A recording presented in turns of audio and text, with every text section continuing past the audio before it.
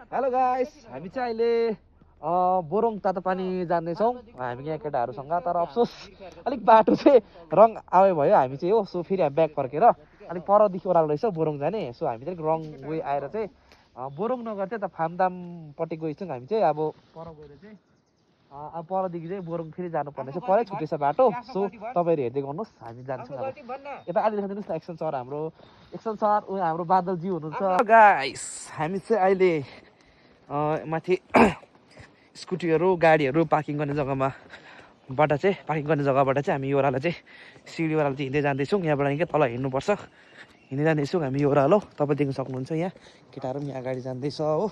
यहाँ हाम्रो पछाडि एक्सन सर पनि आउनुहुँदैछ। एक्सन सर हेलो भनिदिनुहोस्। सेवा के अब यहाँ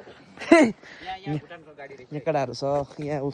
भुटानबाट पनि यस्तो आउँदो रहेछ गाडीहरू, हेर्नुहोस् यहाँ टुरिस्टहरू यस्तो खतरा आउनुहुँदैछ। यस्तो अब के भने यस्तो जग्गामा पनि होइन, यो एकदम मलाई राम्रो लाग्यो। हाम्रो सिक्किममा पनि यस्तो टाढाबाट आउँदो रहेछ। हाम्रो अगाडि यहाँ जय साहब हुनुहुन्छ, यहाँ हाम्रो बादलज्यू हुनुहुन्छ, उहाँ वीरताज्यू हुनुहुन्छ हो। यस्तो छ भ्यू। फाइनली हामी आइपुग्यौँ गाइस यहाँ बोरोङ तातोपानी। तपाईँ देख्न सक्नुहुन्छ त्यो छैन। हामी चाहिँ यहाँ आएर यहाँ रेस्ट गर्दैछौँ। भर्खर रेस्ट गर्दा भर्खर रुमसुम मिलाएर डेरासेरा मिलाएर यहाँ चाहिँ भोक लागेर केटाहरूले चाहिँ हल्का यहाँ मिठाईहरू खाँदैछ। यहाँ केटाहरू खाँदैछ मिठाईहरू यहाँ बसेर। यहाँ सेते छ हाम्रो बादल छ, जय साहब, एक्सन सर। भोक लागेर यहाँ चाहिँ खाँदैछौँ। हामी चाहिँ यहाँ बोरोङ आइपुगेर यसरी राति चाहिँ अब भित्नु जाँदैछौँ हाम्रो डेराबाट। यसरी जाँदैछौँ, यस्तो छ बाटो चाहिँ हो। यहाँ राम्रो छ डेराहरू चाहिँ, यतिको राम्रै लाग्यो मलाई चाहिँ बोरोङमा हो। मान्छेहरू भिजेर आउँदैछ। अनि हामी चाहिँ जाँदैछौँ भर्खर हो डेरामा अरे पररुमा विष्णु तातोपानी यस्तो छ हो। केटाहरू यहाँ छ, यहाँ केटाहरू राखेको छ हो। अरू तातोपानी चाहिँ यस्तो छ, तपाईँ देख्न सक्नुहुन्छ। तातोपानी यस्तो छ बोरोङको चाहिँ यहाँ खोला तपाईँको यस्तो छ, हेर्नुहोस् तपाईँले रङ्गित खोला हो। यो रङ्गित खोला छ, तपाईँ देख्न सक्नुहुन्छ। तातोपानी चाहिँ यस्तो छ बोरोङको, देख्न सक्नुहुन्छ बोरोङको।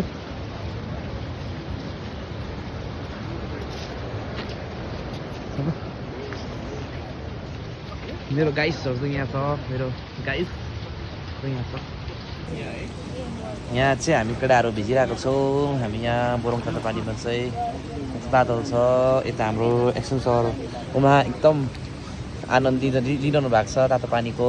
अन्त यता हाम्रो वीरताजी हुनुहुन्छ, उहाँ एकदम आनन्द लिइरहनु भएको छ। यहाँ सबैजना टाढोबाट आउनु भने महानुभावहरू पनि हुनुहुन्छ।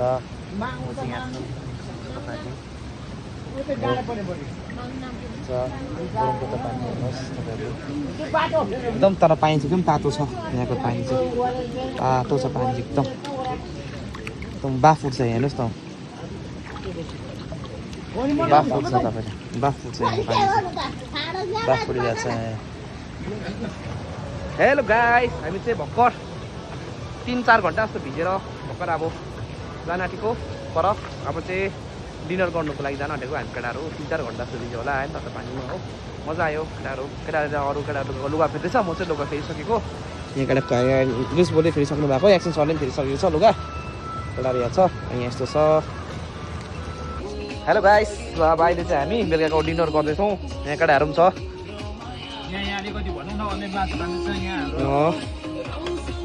उहाँ चाहिँ भेज हुनुहुन्छ, प्योर भेज भएको कारण उहाँ चाहिँ अलिकति दहीसँग लिनुहुँदैछ।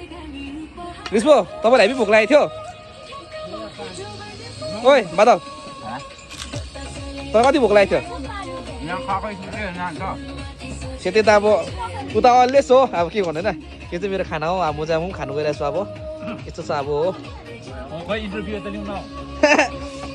म चाहिँ अघि यो आएर चाहिँ 3 घन्टा भिजिदिएको कि पुरा भोक लाग्ने। यहाँ साह्रो भयो चाहिँ खुसा खिचेर चाहिँ यहाँ खाँदैछु गाइस। ल मजा लिनुहोस् एक्सन सरले पनि। ल यस्तो केटा ल म पनि अब चाहिँ लिएँ। ल म चाहिँ यहाँ छु हो। अब चाहिँ म यहाँ लिने हल्का लिन गएको। Thank you so much. Hello guys, हामी चाहिँ अब खाना खाएर सुतेको। अब हाम्रो रुम जस्तो छ, तपाईँले देख्न सक्नुहुन्छ। यस्तो छ यहाँ यस्तो छ हाम्रो रुम चाहिँ हेर्न सक्नुहुन्छ हाम्रो रुम चाहिँ हाम्रो यो के भन्छ हाम्रो यो 5 स्टारको होटल हो हेर्नुहोस् उहाँ एक्सन सर चाहिँ अघि सुत्नु भएको उहाँको चाहिँ टाइमै 9 बजी उहाँ सुत्नुहुन्छ तर अलिक ढिलो भयो आज उहाँको टाइम टेबल अलिक बिग्रेको छ अफसोस तर केही छैन उहाँ सुत्नुहुँदैछ उहाँहरू एकदम 9 बजी सुतेर चाहिँ बिहानको 4 बजी उठ्छु भन्दैछ हो यस्तो छ हामी सबैजना यस्तो सुतिरहेको छ म यहाँ छु यहाँ सेतै छ यहाँ बादल छ thank you good morning guys र हामी चाहिँ उठिसकेको छ यहाँ हाम्रो चिया पनि ओछ्यानमै आइसकेको छ यहाँ हाम्रो बादलजीले लिएको छ यहाँ हाम्रो जे साहब भर्खर उठेर यहाँ निन्द्रामा सपनामै हुनुहुन्छ उहाँ र म चाहिँ यहाँ छु म चाहिँ अघि उठेको 5 बजी उठेर 5 बजी उठेर यहाँ सब कुछ 5 बजी उठेर कहाँ गएर डुलेर आइसकेर अब चाहिँ हल्का चिया लिनु आँटेको मैले देख्न सक्नुहुन्छ ओइ बिर्ता त्यसले पुरा जिन चाहिँ खाँदैन त बुझ्नु चिया लिनुहोस् न उहाँ एक्सन सर पनि आउनुभयो एक्सन सर हेलो गाइस यहाँको भ्यू चाहिँ यस्तो छ डेको भ्यू तपाईँले हेर्न सक्नुहुन्छ हो यस्तो छ डेको भ्यू हामी चाहिँ यहाँ पर पुलमा चाहिँ यो पुलमा चाहिँ अलिक हल्का फोटो खिच्नु भएको उता पारी चाहिँ वेस्ट सिक्किम हो यो पारी चाहिँ यो रङ्गीत खोला हो हामी यहाँ छौँ केटाहरू तपाईँले देख्न सक्नुहुन्छ यस्तो छ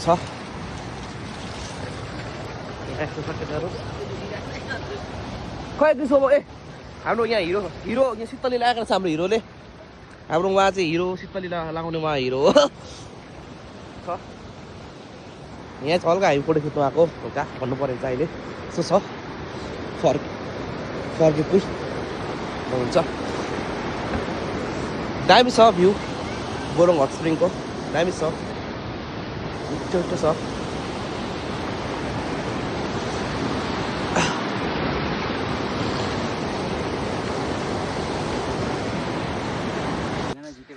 हामी चाहिँ बाटोमा हिँड्दै गरेको अवस्था साह्रै ठाडो छ उकालो चाहिँ साह्रै ठाडो छ बाटो हो बल्ल बल्ल अब माथि